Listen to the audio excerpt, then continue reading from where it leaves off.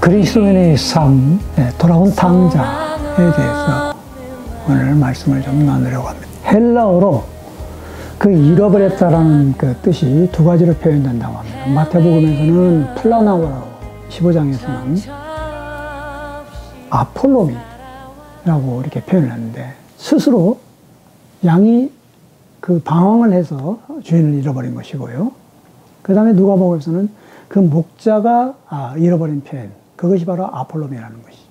이제 그 렘브란트 화가가 1600년대에 그 렘브란트, 네덜란드의 그 유명한 화가이죠. 그 반 고흐에게도 영향을 미쳤던 참 유명한 화가인데, 그 화가의 특징은 자화상을 그렸다는 것이죠. 자기 모델을 자기 아니면 그 와이프. 그 화법이 굉장히 참 특이하죠. 명암 그 처리하는 법을 통해하죠. 근데 그분이 1669년도인가요? 하여튼 그 자기가 죽기 전에 그린 그림이 돌아온 탕자 그림인데, 그것이 곧 자기 자화상의 그 탕자의 모습을 그렸던 것입니다. 아들의 신생아 같은 영혼을 상징합니다. 아들의 발을 보면 왼발은 신발이 벗겨진 채 발바닥을 드러내고 있는데 찢겨지고 짓물러져 상처투성입니다. 이건 엉엉 울고 있는 얼굴 표정보다 더 극명하게 비참했던 아들의 삶을 보여주죠. 오른쪽 신발을 신고 있는 것은 처참한 삶 속에서도 간신히 정신을 붙들고 아버지를 찾으려 했던 그의 마지막 의지를 상징합니다. 빛과 어둠의 강렬한 대비 속에 그의 얼굴 표정은 더 극적으로 다가오는데요. 아버지의 얼굴은 웃는 것도 우는 것도 아닙니다. 무표정하게 눈을 감고 있는 아버지의 마음을 굳이 설명하자면 가슴 깊은 안도와 평화의 감정입니다. 아들이 떠난 뒤 매일 눈물로 지새우던 아버지의 두 눈은 짓물러져 거의 실명 상태에 이르렀고, 아들을 완전한 용서와 사랑으로 받아들이고 있는 것이죠. 아들의 등에 얹혀진 아버지의 두 손을 보면 오른손은 가녀린 여성의 손으로, 왼손은 거칠고 굵은 남성의 손으로 그려져 있어요. 이건 부드럽고 온화한 어머니의 사랑과 무뚝뚝하지만 강인하고 은근한 아버지의 사랑을 동시에 보여주고자 했던 화가 렘브란트의 의도가 담겨 있죠. 부자간의 뜨거운 포옹은 긴 시간의 고통이 눈 녹듯 사라지는 놀라운 화해와 용서의 경험을 보여줍니다. 아버지와 같이 유대인식 붉은 가운을 입고 있는 걸로 봐서 그는 첫째 아들입니다. 그런데 돌아온 동생을 바라보는 그의 표정이 썩 좋지 않습니다.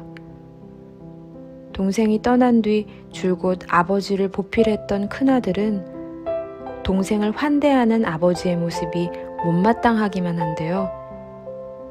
그의 부여잡은 두 손을 보면 왼손은 밝고 희지만 오른손은 검고 어둡게 표현되어 있어요. 이건 큰아들의 복잡하고 이중적인 감정을 상징합니다. 그림 속 큰아들의 다리를 보면 왼쪽 다리만 보이고 오른쪽 발이 있어야 할 자리에는 지팡이를 꿰고 있죠. 그리고 렘브란트는 롤러코스터 같은 자기 인생의 의미를 이 돌아온 탕자의 비유를 통해 깨닫게 된 것이죠.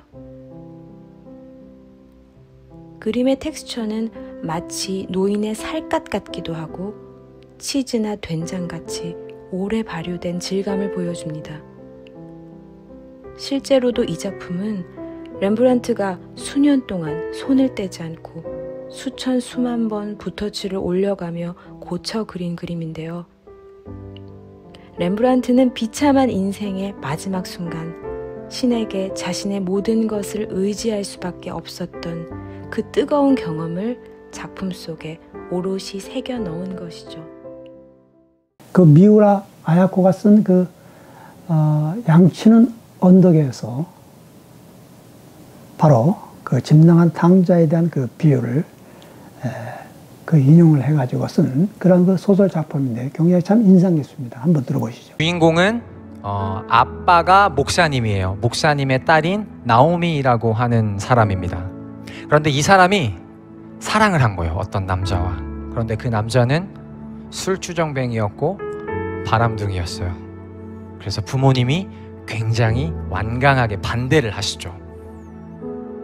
그러자 나오미는 부모님을 버리고 부모님의 지금까지 키워주셨던 그 모든 시간과 이런 것들을 다 버린 채 부모님을 배신하고 사랑하는 료이치라고 하는 남자와 함께 살아가게 됩니다. 집을 떠난 거죠. 자신의 사랑을 찾아서. 떠나갔으면 잘 살았으면 굉장히 좋았을 텐데 안타깝게도 그러지 못했어요. 이 료이치는 매일매일 술을 마셨고 주정을 했고 나오미를 때렸고요. 심지어 나오미의 고등학교 동창이었던 친구와 바람까지 피우게 됩니다. 그녀가 떠나간 날부터 그녀의 아버지였던 고스케 목사는 단 하루도 빠지지 않고 자신의 딸을 기다립니다. 단 한 번도 사택의 뒷문이나 현관문을 잠그지 않았어요. 단 하루도 자신의 서재 등불을 끄지 않았습니다. 그렇게 그녀의 아버지는 매일매일 나오미를 기다렸습니다. 결국 2년 만에 나오미는 파경을 맞았어요. 견디다 못해서 료이치에게서 도망쳐서 자신이 살고 있던 집으로 돌아가게 되죠. 멀리서부터 집이 보이기 시작해요.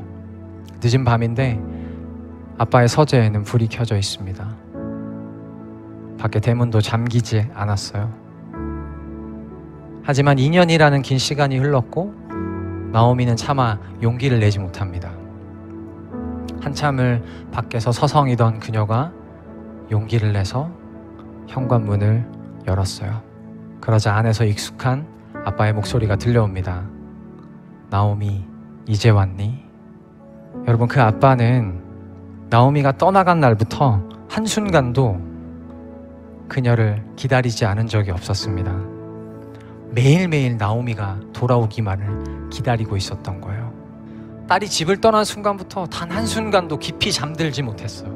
내가 너무너무 사랑하는데 눈에 넣어도 아프지 않을 나의 딸. 언제나 돌아오기만을 기다렸던 그 아버지의 사랑하는 마음이 그녀를 향한 분노와 원망과 실망감을 다 덮어버린 거죠. 자, 그래서 집을 떠난 그 모습, 그것이 곧 오늘 우리 인간의 모습이 아니냐. 하나님을 떠난 그 자아상이 아니냐. 하나님의 택한 자녀가 바로 품을 떠나게 되면, 전능하신 하나님의 품을 떠나게 되면, 하나님의 자녀에 대한 그 신분을 잃어버리게 되면은 참 굉장히 비굴해져요. 비참하게 되어져요. 집을 떠난 게는 개고생이라고 말이죠. 바로 그런 모습이죠. 아버지의 품이 그리워서 돌아오는 그 과정, 그 만나는 장면이 굉장히 참 리얼하죠. 그 장면의 그 핵심적인 장면이 바로 이 그림 아니겠습니까? 우리는 아버지처럼 될 수 없습니다. 그러나 우리는 아버지를 본받는 자가 될 수가 있습니다. 그 마음을 우리는 가져야 된다는 것이죠. 아버지의 마음, 품는 마음, 용서하는 마음, 사랑의 마음으로 끌어안는 모습. 내가 은혜 받았고 내가 그리스도의 자녀이고 내가 정말 그리스도인이라면 모든 것을 상대방을 있는 그대로 받아들이는 그러한 마음. 카나드는 조그만 영적인 교만한 자세에서 내려놓고 같이 동생을 품어주는, 아버지는 정말로 슬픔과 또 아픔이 있다 할지라도 우리를 기다리십니다. 우리를 사랑해 주십니다. 문을 활짝 열고 언제 자식이 올 것인가만을 기다리고 눈꼽아 기다리고 계십니다. 그분의 품에 돌아올 때 진정한 그리스도의 올바른 삶이 이루어질 수가 있는 것입니다.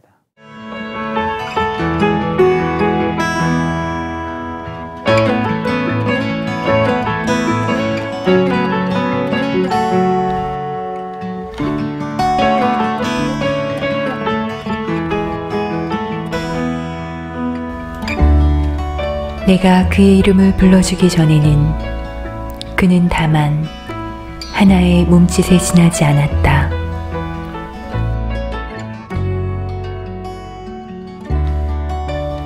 내가 그의 이름을 불러주었을 때 그는 나에게로 와서 꽃이 되었다.